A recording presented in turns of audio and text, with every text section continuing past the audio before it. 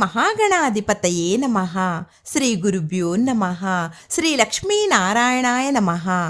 మా గురుదేవులు శ్రీ వద్దిపర్తి పద్మాకర్ గారికి పాదాభివందనం చేస్తూ శ్రీ విష్ణు సహస్రనామ స్తోత్రం ఫలశ్రుతిలోని 10, 11, 12 శ్లోకములు.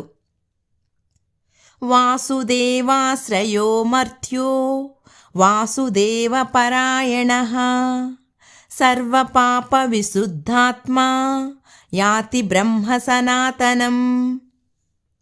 వాసుదేవుని ఆశ్రయము పొందినవాడు, వాసుదేవ పరాయణుడు అయిన మనుజుడు, సమస్త పాపములను విడువబడిన ఆత్మ కలవాడై శాశ్వతమైన బ్రహ్మస్వరూపమును పొందుచున్నాడు.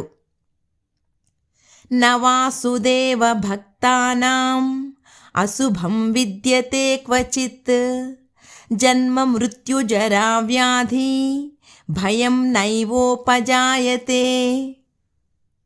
వాసుదేవుని యందు భక్తి కలవారికి ఎప్పటికీ అశుభము ఉండదు.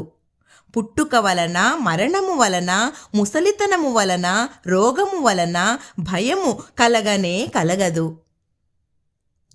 ఇమం స్తవ మధీయాన శ్రద్ధా భక్తి సమన్వితః యుజ్యేతాత్మ సుఖక్షాంతి శ్రీధృతి స్మృతి కీర్తిభిః.